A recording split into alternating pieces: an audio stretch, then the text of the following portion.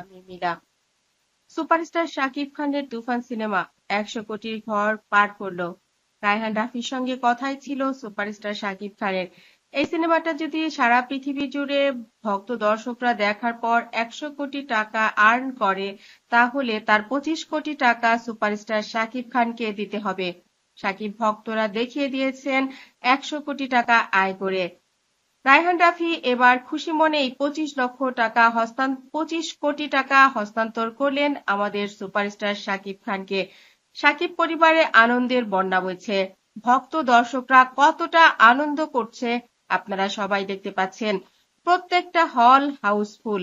দেখতে পাচ্ছেন হলে টিকিট পাওয়াই যাচ্ছে না।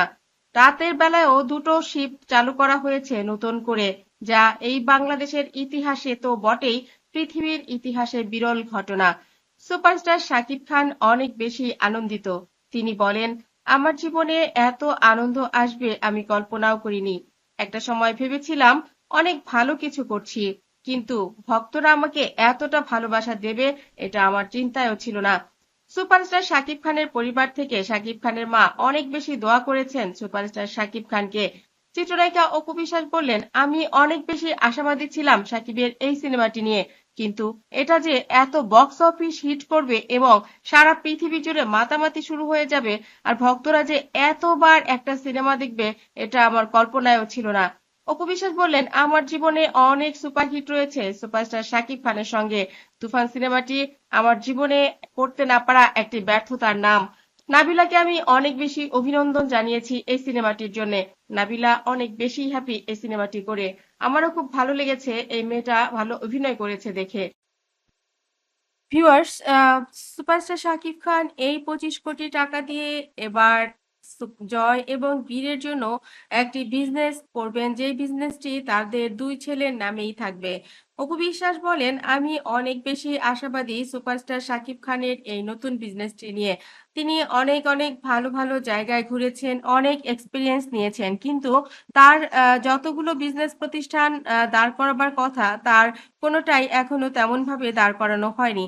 সুপারস্টার শাকিব খান পারফিউম ভালোবাসেন। আমি এবার চেষ্টা করব তার একটা পারফিউমের আলাদা ব্র্যান্ড গড়ে দেবার।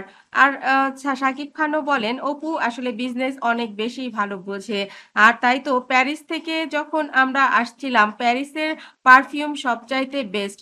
অপু বলেন, আমাদের যদি একটা প্যারিসের মতো পারফিউমের শোরুম থাকতো, তাহলে বাংলাদেশের সবাই আসলে সাকিব অপু ব্র্যান্ডের একটা পারফিউম অনেক ভালোই গ্রহণ করত। এবার শাকিব খান বলেন, আমি তো মনে করি আব্রাহাম খান জয় এবং বীরের নামেও যদি পারফিউমের ব্র্যান্ড করা যায়, তাহলে সেটাও অনেক অনেক বেশি ভালো হবে। বন্ধুরা, পারফিউম কে না ভালোবাসে? পারফিউম কিন্তু সবাই ভালোবাসে। আর সেই ভালোবাসার জায়গাটা যদি হয় অথেন্টিক, আর যদি নিশ্চিন্ত মনে পারফিউম মানুষ ব্যবহার করতে পারে, তাহলে তো কোনো কথাই নেই। বাংলাদেশে অনেক পারফিউম পাওয়া যায়, বেশিরভাগই নকল, এবং যেগুলো ইউজ করলে আমরা জানি যে আন্ডার আর্মস কালো হয়ে যায়।